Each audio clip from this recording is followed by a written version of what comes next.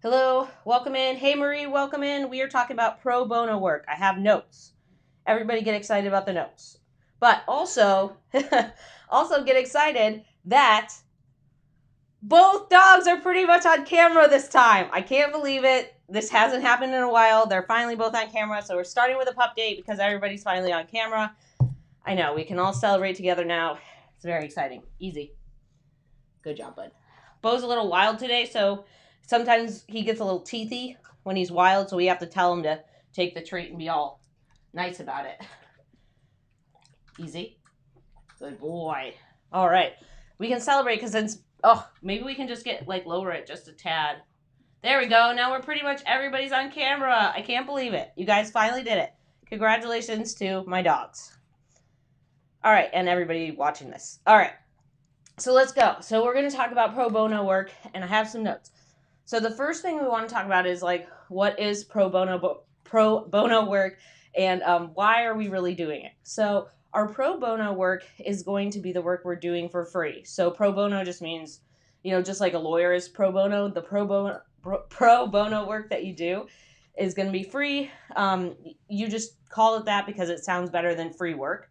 So sometimes what happens with freelance writers is we end up doing pro bono work because we want to make sure that we get a clip in a certain niche, or someone approaches us and we're really trying to get a case study, or we're really trying to get, oh my gosh, Charlotte almost took the whole operation down. Easy there, Tiger. And now she's sitting under the camera, so let's all, what are you doing? What are you doing over there? Yeah, looking at the camera up there doesn't count. You have to look at the camera over here. All right, so pro bono work is, there we go. She hit it on the way out. Is free work. So we're doing it to get a clip. We're doing it to get a certain type of writing. Let's say we need a case study or a white paper sample, or we need some sort of, we just want to get our very first blog post or something like that. We're doing it to get that, or we're switching niches and we just haven't been able to get a paid sample yet. So let's say I'm a health writer and I want to get a travel clip. Let's just say I've been pitching ideas or I've been sending LOIs. Where are you going? Travel pork. Come on, travel pork. Why don't you go to your little hovel hole? Good job. No, you have to go back to your hovel hole. So if I'm going to get travel work, let's say I've been pitching things, sending LOIs, and it's just not working. I'm just not getting anything in. And man, it just becomes this thing where you just get really frustrated and you need the clip. And you're like, you know what? I really want to move into this niche. I just need a clip. And so then what ends up happening is you end up doing one or two or however many free samples to make sure that you get a clip. So when we're doing our pro bono work, we have to go over a couple things. So when we're talking about pro bono work, everybody starts in a different place. So I'm going to put Marie's thing up here. Yeah, so when we get to the response part, I'm going to pop Marie's comment up here. I think it's a really good one. So everybody's journey as a freelance writer is different. So for me, I have never done unpaid work. Never. If I have, I don't remember it, and it was something a long time ago, but I don't ever remember doing an unpaid project. I was always paid for my work. So for me, I never started pro bono work, but I have friends and I know a lot of freelance writers who have started out doing pro bono and free work just to get one clip, just to get one case study, or just to move into a different niche, or to get something that shows that they're a writer that's not on Medium, that's not something they self-posted on LinkedIn, and those can count as clips, right? But it's something different when you do it for a client. Like when you say, oh yeah, I wrote this clip for a client, here it is. And then you can say, okay, cool. Have something to show to someone else. So I have never done pro bono or free work, but I think that there's a different place for everybody. If I was switching niches and I just couldn't get something, let's just say I couldn't get anyone to jump on the idea of me switching to writing about equestrian first, or I'm just saying something random that I probably wouldn't write in that would be very off base from my current niches. So let's say I wanted to write about equestrian, and I just couldn't get anybody on board, even a trade magazine, to give me a clip or to take my idea. Then I might consider saying like, hey, I'm happy to do this work pro bono, and seeing how that works out. So when you're thinking about pro bono work, you have to figure out if it's the right fit for you. For me, it just never was the right fit. Um, I think we've talked about this on here, but I started out on Upwork, which used to be Odesk. Like I started out on it when it used to be Odesk and Elance, which I don't recommend. I know a lot of people do well on those platforms, but for me, I just don't think it's a good idea. Plus, I got scammed on those platforms, so like that's a big no-no for me. I'm not going back, and I never will. But I started out on platforms where people were paying for work. So even if it was $25 for 1,500 words, like I still got paid for that work, even though it's a very small amount of money. Sometimes what ends up happening though is you just don't know how to break in. And maybe one of your friends owns a company and they're like, hey, we need a few blog posts. And you're like, great. And she's like, but we just don't have the money. And you're like, I'll do them for pro bono just to get the clips. Sometimes what ends up happening is you have someone who gets in your inbox and they're like, hey, we need a writer. You're in our area, but we can't pay. Can you do it for pro bono? Or sometimes they say, can you do it for exposure? I would just be careful how much you take. So when you're starting your pro bono work journey, you need to be careful about how much you take on. So if you decide that pro bono work fits for you, the next step is figuring out how many clips, like how many clips count. And I think the answer is most of the time very surprising. A lot of people and writers and coaching students that I've talked to think that you need a ton of clips. You need to have this big portfolio. You need to have all these different references, all these different clients, all these different things just to get paid. And it's not true. You need one clip. One. If I went and got one equestrian clip, I could use that one equestrian clip to go get other work. If someone said like, hey, do you have any other samples on equestrian stuff? I'd be like, hey, right now this is my only sample, but here are a bunch of other samples that are like how-to posts or other things that are similar to the type of content they want. I can use that one clip over and over again until I get another one. But one clip means I can get paid for my work. So if you can demonstrate expertise, if you can demonstrate that you've written in the niche, that you've written for a client, that's all you need. Don't make the mistake of thinking you need like 10 clips, or don't make the mistake of thinking that you need a huge portfolio. The cool thing here is that like there are writers who get their very first clip in the New York Times, Washington Post, Condé Nast Traveler, Travel and Leisure, all of the biggest, like New Yorker, all the biggest publications across the planet. There are freelance writers who get their very first clip there, and it's paid. So you don't have to work for free for long periods of time. Okay, they have zero portfolio. They roll up in there with a good idea that fits the magazine, that fits the tone and style. Boom, they get a paid assignment. And one of the ways to kind of do this, let's say that you have something that you've shopped around to the big magazines and it's not really working. Let's say you just go to trade magazines. Trade magazines are a lot easier to get clips because you can send them different types of things. So you can send them an LOI pitch hybrid, which I have an example in my template bundle. So like if you go to, now I have my cool little things I need to edit, but if you go to mandyellis.com/bundle, amongst the marketing templates and LOIs and pitch templates and all that stuff, you can go in there and see the LOI pitch hybrid model that I send to trade magazines.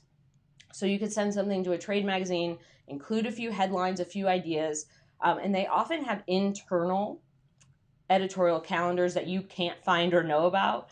And then they say, hey, we loved your headlines. Would you be able to write this piece? It's $400 or $500, or it's 25 cents a word or 30 cents a word. And then you have a paid clip. So there's a lot of other ways besides doing pro bono work, which is why you only need one clip. You only need one. And the same thing if you are switching types of writing. If you just need one blog post or one case study, I floated on one case study for a long time. And that is something where it's like, that's all I had. Like I couldn't find other clients who wanted a case study at that time. This was like a few years ago. That's it. They were like, have you done a case study? I'm like, yes, I've done this one. And case studies are usually kind of longer pieces of content than just a blog post. So sometimes like one is plenty. So even when you're switching types of writing, you only need one to prove you've done it. You've done it for a client. And most of the time, if you're doing a case study, you should get paid for that. So number one, figure out, we have our numbers. So number one, hold on, let's do this. Number one, figure out if pro bono work is a fit for you. Do you need to do the clip for free? Is that something that's real? Do you really need to do that? There are lots of us freelance writers who haven't ever worked for free. There are times when it makes sense to work for free, and there's times when you're just like, you know what, I need the clip, I'll do it pro bono, whatever. So that's number one. Hold on, I have to cough.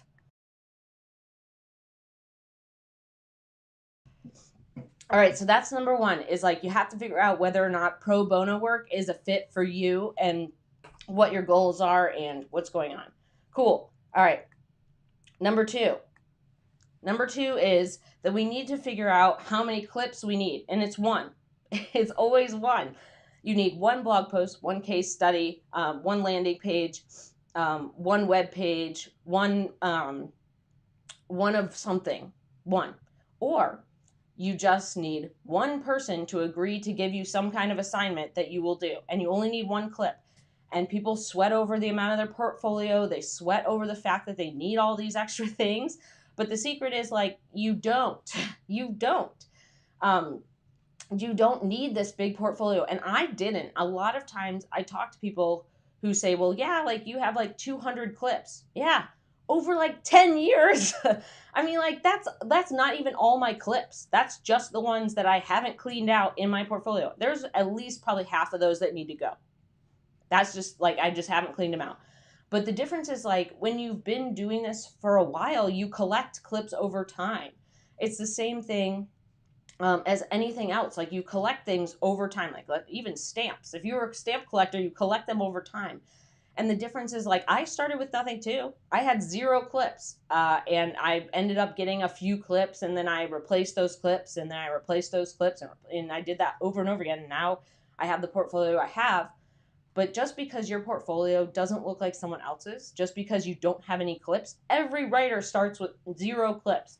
It's kind of like going into the bookstore and being like, wow, this author has 10 books and I have none. Okay, but it doesn't mean those 10 books are selling as well as one book might, right? One book could set an author up for the rest of their life, and they never write another book, right? And sometimes people are they're prolific writers. They write a lot, and they write a ton of books, or they write a ton of stuff, and they have a lot of things in their portfolio. And that's not really a comparison piece. There's a lot of people who can ride a New York Times clip for like 20 years, okay? Let's say their very first clip they ever got was a New York Times clip, and it was just like in their niche, it made sense, all this stuff. They can ride that like forever. That's a very, very big difference, right? It's not like you can just build a giant portfolio immediately. So don't worry about that. One clip to prove you've done it. Even if it's pro bono, even if you do it for free, even if you end up doing it for a friend, just one. And then you can charge, like the next time someone says, you said, yes, I normally charge X amount of dollars for said project. All right. And then the next thing that we're going to talk about is the niche expert part. So the next thing we're going to talk about is, I'm not doing very well with clicking today, so bear with me in my clicking. There we go. So the next thing we're going to talk about is being a niche expert. When could you call yourself a niche expert, and how does that work with getting paid in pro bono work? So there's a bunch of different things here. I think being a niche expert depends on your experience, your knowledge base. If you have clips in that niche, if you have clients in that niche, and if you have past work history in that. So that means that if you're coming from, let's say you're coming from a marketing background, let's say that you worked at a marketing company and you did a lot of healthcare projects.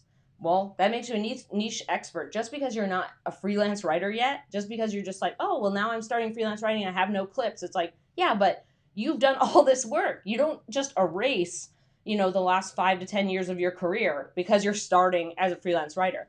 It's very different when you're taking your background, like you're taking a background in marketing, or you're taking a background in content strategy or content marketing or all these other things, than being like, I'm going to be an arborist. Like that's way different than what we're doing. Marketing, content, all those things go together. So if you've done projects that are in your niche at your full-time job, that counts as having niche expertise and experience. If you're someone who's rolling up in there where you don't have a ton of clips and you have more personal experience, you have to lay on that for a little bit before you kind of start talking to people and you learn a few things. So let me give you an example of that. So when I started with food and travel, that was based on my own experiences. So I was lucky enough to travel as a kid with my family. And I, have always been interested in food. I've always been interested in like where it comes from, how it's made, how people come up with really interesting recipes, how restaurants work. Like I've always been really interested in the fundamentals of the food service and restaurant business. So for me, that became from just reading a lot of things and being familiar with them. And that I used in the beginning to get some clips. I was like, yep, I'm familiar with these types of topics. I'm familiar with this. Or I would just pitch ideas. So when you're starting out, you have to kind of think about the niche experience as like you're building it over time, or it's a situation where like you've built a big knowledge base and you can kind of use that to your advantage to pitch ideas, to list that niche as something you're experienced in, and use it to kind of help either your editors or your clients get some more insight into who their audience is. So when you're starting out, you don't have to know everything. Like I try to impress upon people that like, I don't know everything. I don't know everything. And I'm a recovering know-it-all. That's a big problem that I have dealt with is being a know-it-all. And that's something that I'm like still working on. And I think that a lot of people think you have to have like 25 billion clips to say you're a niche expert. You don't. You need at least a handful of mixed type of samples. So let's just say 5, but they're about different things in that niche. So when you're thinking about building niche expertise in pro bono work, think about getting different types of clips. Don't just write 5 different blog posts and say niche expert. I think the thing about being a niche expert is that you have a blog post, maybe a case study, and maybe a white paper. That's all you need. You're like, I've got it. I've talked to people in this industry, or you start writing for magazines in your niche, and they start you start having interviews with people in that niche who give you a lot more information. You start talking to people, and they kind of open up about what's kind of going on. You learn about that. But over time, you're going to learn a lot more. And I still don't know everything about my niches. I will never know everything about them because there's so much complexity and depth. There's so many different types of things that go into being a niche expert. So even if someone, like for example, even if I write in real estate and prop tech, I write in a very specific part of real estate and a very specific part of prop tech. It means that there's plenty of parts of real estate that I never talk about. I'm not an expert on those, but I'm a niche expert in real estate because I have all these different clips from different things. So when you're thinking about pro bono work, think about getting clips that are in different types of writing. Hold on, my notes. That are in different types of writing and span different types of topics. You don't need a lot. You need like 5. And maybe if you end up getting a blog post project, maybe like 10, because like let's say half of them or most of them are just blog posts. I think trying to get different types of clips really helps. But niche expertise can come from your past experience, your knowledge bank, the things you're interested in and you know about, your past full-time work, a lot of different things. But the most important thing here is that you have to be open to learning more. A lot of times people roll in and they think they have to be the expert, and they don't. A lot of times when you're doing these things, you're talking to other people, right? A lot of times when you're writing articles or when you're working for a client, your client knows their customer very well. You can ask them a lot of questions about that customer, learn more about them. When you're doing an assignment, like I learned a lot about the restaurant industry from interviewing like thousands of restaurant owners, and not even just restaurant owners, like people in all different facets of the restaurant industry, and that takes time.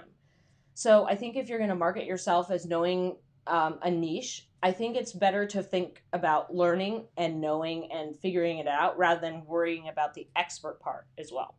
So that's the third part. All right, the last thing is we want to go over, and if you have questions, hey Getty, welcome in. um, so last thing we're going to go over is whether or not, like, when pro bono work isn't a fit. So we're going to talk about that. Hello, you're the cutest and I love you. Maybe we'll do a pup date. We'll do a quick pup date. All right, Charlotte, can you go to your hobbit hole? You have to go to your hobbit hole. Good girl. Good job. Good girl. Good job. Here you go, buddy. Good job. All right, everybody gets one more because we're adorable today. Oh, Charlotte, you're like just out of the camera. Okay, there we go. We got you on camera. Good job. All right. Here you go, buddy. Good boy. Good job. You guys are great. We did our great pup date today. I can't believe it. We're almost all on camera today. We're almost all on camera. You did it. You look like a tiny penguin. All right. Back to our thing here. So if this has been helpful so far, make sure to give it a thumbs up. If you feel like you want to learn more about a high-earning, profitable, sustainable freelance writing business, make sure to subscribe below. We go live every Friday at noon. So last thing we're going to talk about here is when it's not a fit. So let me put on my little number so it's easier to scan now that I have these, because that's what smart people do. The last thing is that pro bono work was never a fit for me. When I started out, I always thought of it as exchanging things. And when I think about exchanging things, they're getting something that's really valuable. They're getting a piece of content that is useful time and time again. They're getting something that's building their brand. They're getting something that could get them a ton of sales. They're getting something, that is really providing. Why do you do this to me? They're doing like a lot of things with that content that are really, really complex. Are you having a problem? Okay. And for me, that means I should get paid for that. Like, even if it's a one-time fee, hey, we'll give you $25 for a 1,500-word blog post. At least I'm exchanging like what they're getting out of it and something I'm getting out of it. So for me, pro bono work never really seemed like a fit. And I also started at a different place. When I started my career, I was on Odesk, which is now Odesk and Elance, which is now Upwork. And it was easier, like, at that time. I think, it's a lot different now, but I thought it was easier at that time to just go in and like pitch a bunch of things and like lower my rate if they asked. And it just, that's just not, if I had to do it over again, I would send LOIs to trade magazines and like send some ideas. I would get some magazine clips, prove my niche expertise that way, and magazines will pay you for ideas. That's the exchange. You've given them a good idea. They're going to print it. The glue in the middle is money. And I've always kind of thought that there's always value in something that you're creating, even if at the time it's not the best, highest value you could get. It's $25 for 1,500 words, which you should definitely do better than that. Like, don't go that far down in the scale. Free pricing guide. I have my free pricing guide. If you're worried about pricing, let's pop that in. Yay. So if you don't want to work for $25 for 1,500 words, grab my free pricing guide there. I update it all the time to make sure that if writers give me new projects or they're like, hey, this is really low as a rate now, let's up it, I change it out. So grab it there. So for me, pro bono work didn't really, that didn't click with me. But I have been asked to work for free a lot, and it has different names, right? Hey, will you do this for, we don't have the budget right now. Can you still do this work? Or, you'll be exposed to like all of our social media followers. Or they say something like, oh, well, you do this first one and then we'll pay you later. Like, if you do a good job, we'll pay you later. Excuse me, that kind of stuff. So for me, I just never really felt comfortable doing work for free. It just wasn't something that I felt comfortable with. But there are times when I think it's totally legit to do that. Like, I have a friend who did a case study for free because she needed the clip. She wanted to have a case study. So she's like, you know what? I'm just going to offer it pro bono. And she did that. I have another friend who did a case study for, I think it was like $500. Like normally, we want to have a case study somewhere a little bit higher than that, but she did it for like $500, and then her next case study she charged $1,000, and then the next one she charged $2,000. So I think when you're thinking about when pro bono work isn't a fit, you have to think about, number one, your own stuff. You have to think about whether or not that works for you. Maybe pro bono also means trade. So maybe pro bono work means that you trade one thing for another, and maybe that trade isn't money. Maybe that trade is something like, like it's a service that they provide. So let's say you trade with a graphic designer. Hey, will you fix this part of my website and I'll write 2 blog posts for you? That can be fine. That can work. The other thing to think about when it's not a fit is like, do you feel uncomfortable with it? If you ever feel uncomfortable doing some type of work or working for a client, if you ever feel uncomfortable, that's not going to work. That's not a fit. So if you ever go into pro bono work and it starts feeling weird, then don't do it. If you go into something and you're like, man, I really wish I could charge for it, charge for it. Go in there and say, like, you know what? I don't feel comfortable doing a whole case study, a 3 or 5 page case study, or 2-page case study for $0. You can charge for your work. So think about the times when it's not a fit. I think the other parts when it's not a fit is when someone comes to you and asks you to like ghost write a bunch of stuff. If they're asking you to ghost write a book or a chapter, or if they're asking you to do some big project pro bono, that's a hard no. If they're asking you to do like 10 white papers, that's a no. Or even 10 blog posts. Anytime that they're coming in there with something big and they're asking you to do it for free, big no on that. Pro bono work is little tiny stuff along the way. Pro bono work is in order to help you advance your career in very specific, calculated ways. It's not just to get a bunch of stuff. That's not it. We want to use pro bono work as a leverage to get paid work. That's why we're here. We're here as freelance writers who want to make high earning incomes in sustainable ways. And if you start doing a lot of pro bono work, which I've seen freelance writers do pro bono work for months, long periods of time. They're like, oh, I thought I had to have a big portfolio. I thought I had to work for all these clients. What was the other? Oh, I thought I had to have a lot of links, like links to my website, all this stuff. Or like, oh, I started writing on Medium, and then they use Medium as their personal blog, and then like that kind of spirals out of control because they're spending all their time on Medium and not on paid clients. You have to cap it.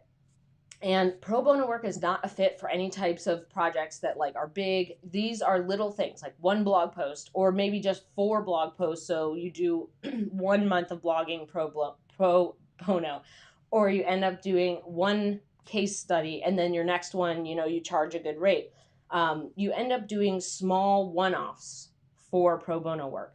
And I think that piece really matters to figuring out when it's not a fit. And I think when you're thinking about doing free work, think about all of the other industries where people don't do free work. So here's a good example. When I was getting an internship, like, when I was in college, there was a very big push on internships. It was like a big thing, and it wasn't as big like before that. But there was a lot of push on like, you need actual job experience. You need all these internships. But of course, all the internships that I had been looking at were like, yeah, you can work for free. You can do all this stuff. And I went to an engineering school. Actually, I'm wearing it right now. I forgot. So I went to Virginia Tech, and it's an engineering school. It's where my dad went. And my dad did an internship, and it paid huge piles of money, and that was in the 70s. So my dad, as an engineer, got paid a bunch of money. Me, as an English major, looking for different types, like I looked at a publishing one, I looked at 2 journalism ones, I looked at all these different internships, and they were all like, yeah, you can come work here for free. And the other example too is that my partner had an internship, and he showed up at this internship, and he was like, oh, you're gonna pay me to like do this internship? Cool. Like he would have worked there for free, but they paid him huge piles of money to come do, right? Huge piles of money. They paid him huge piles of money to come in there and do this internship, right? And I'm being asked to work for free. So the difference here is that it also depends on industry, right? So how many engineers get paid, do work for free before they get paid, before they ever get to a salaried position, right? Why is it different for freelance writers? Why do we automatically assume we should work for free? And I'm pretty sure, this is my own opinion, is that it just has to do with this artist thing.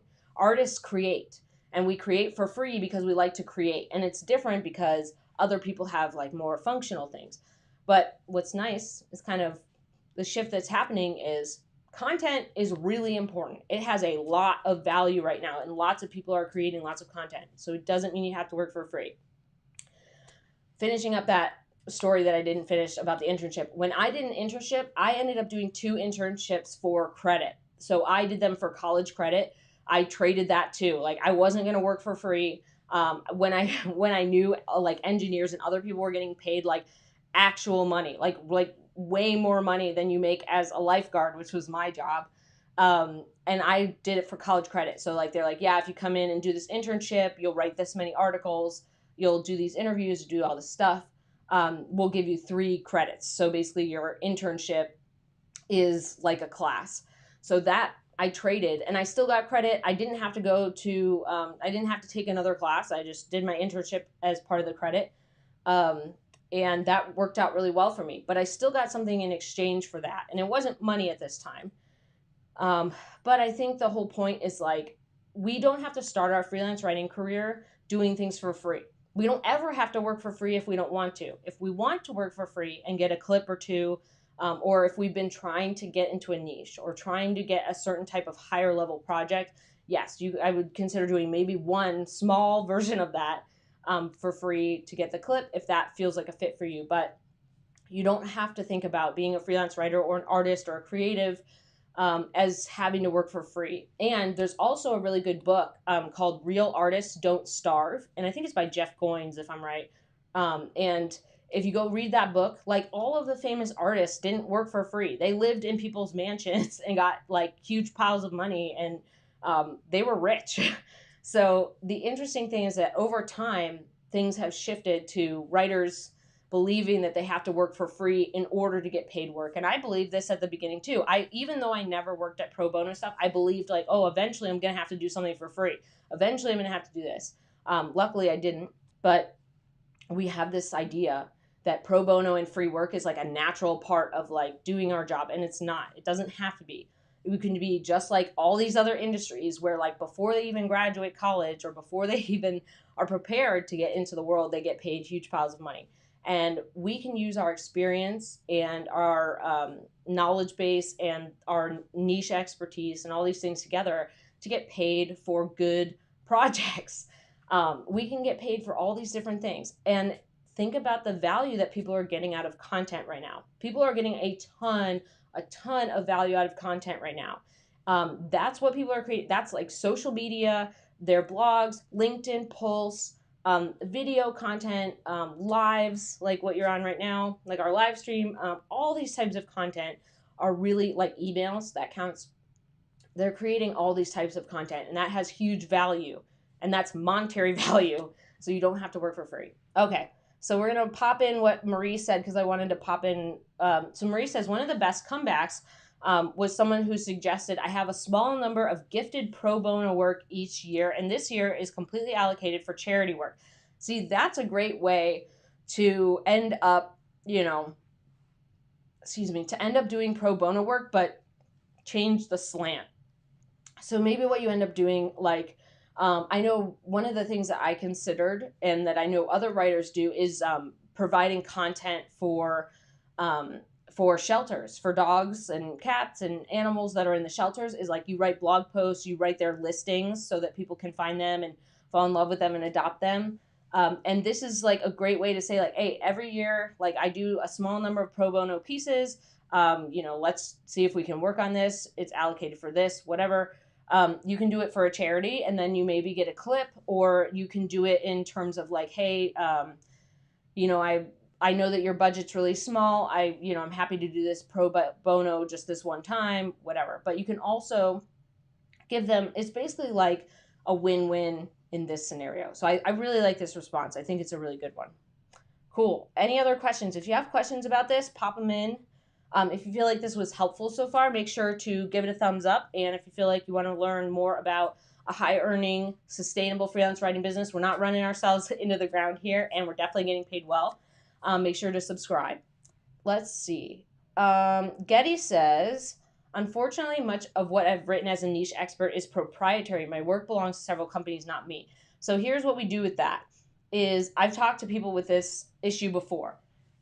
That doesn't mean you don't get paid going forward. Even if that work is proprietary, you're still a niche expert. You have all this stuff. And there's lots of writers who sign NDAs. I've signed many NDAs over my career where, like, I can't use that clip. I can't do this. I can't use the clip. I can't talk about the client. I can't list them, like, any of that stuff. But what you can do is tell people, like, hey, I wrote for, I used to work for a Fortune 500 company, and I wrote white papers, case studies, and blog posts for them. Unfortunately, I'm under an NDA, but this is the type of work I've done for this specific company. You can lay out what you've done and for who, like not the company name, but like you could say for a small tech startup, or you don't want to name them or leave any identifying information, but you can use these things to tell people that you have niche expertise and experience, and people understand that things are under NDAs. Like, for example, I have a couple NDAs where it says in the NDA, like, you cannot tell anybody about our processes, how we create content, how we find keywords, how we do our outlines, how we put together our blog, how we tag things. Like, there's very specific things that they don't want their competitors to know about how they structure their content. I couldn't go in and like then use that for a content strategy project. That's a big no-no. So what we do here is that it's okay that some of your work is proprietary. That's what happens. Like, there are freelance writers who come from like government projects, and that stuff is like under lock and key government work, but they still can get paid. They're like, this is what I've done. If that works for you, cool. If it doesn't, I totally get it. But someone will eventually be like, sounds great, whatever, let's roll with this. So eventually, even if you can't show them that specific work, if you feel like pro bono is a fit for that, let's say you go in there and you're like, hey, I get it. My stuff's under an NDA. I do have this experience. It's just under lock and key. I'm happy to do one pro bono piece for you to see if we're a fit, to see if my writing style works. That could be a situation where pro bono is a fit. But like, this is more common. Like, over the years of my writing career, more and more people are having me sign NDAs. So it's not uncommon that you would roll in there and say, like, I can't tell you and I can't show you these clips. Eventually you'll get to the point where you have clips that you can show, and you will, like, at some point, someone will give you a chance. And even if you don't offer pro bono, you're like, yeah, I'm happy to do this for, $1,000, whatever. Someone will give you a chance, always. Like, this is something that took me years to figure out. Someone will always give you a chance. And whether that chance is that all your work's under NDA and they'll give you a chance to write a pro bono clip, or it's a chance where, like, they'll pay you for your first clip, at some point, someone will give you a chance. They'll talk to you. They'll feel like you're a good fit. They understand your niche expertise. You talk through the project. They feel good about that, and they give you a chance. So I hope that was helpful. If there's any other questions, I'm curious to know, like, have you done pro bono work? Have you ever done pro bono work? Let me know in the comments below. And then if you haven't, if you've never done pro bono work, let me know in the comments below why. I'm always interested in hearing why people don't do pro bono work. Sometimes it's value-based. Sometimes people don't do pro bono work because they're like, I've been in marketing for 25 years. I have a bunch of experience. No. Sometimes people don't do pro bono work because they're like, I need the money. Straight up, I can't do anything for free because I need the money regardless of, like, how I feel about the value or whatever. Like, I need to make $100 at least on each assignment. So let me know below, like, have you done pro bono work? How did that work out? Or let me know if you haven't. If you've never done pro bono work, why? Why did you choose not to as a writer? So, cool. All right, I hope this was helpful. And I will see you next Friday at noon Central Time. And I hope everybody has a good weekend. Oh, we can do one last pup date. Let's do one last pup date. Okay, we still have one pup in the pup date center. Let's see. The other one's like moving the wires on the camera. Charlotte, can you go in your hobbit hole? Where'd she go? There she is. Can you go in your hobbit hole? Thank you. Good girl. Oh, you got a hair on your chin. There you go, buddy. Good job. All right. You guys are doing great today. You guys are doing great. Bo, you were a little teethy in the beginning because you're all wild, but seem to be doing good now. Good job, buddy. Good job. All right. Well, the puppers wish everybody a happy weekend. I wish everybody a happy weekend. I hope this was helpful, and I will see you next Friday. Bye.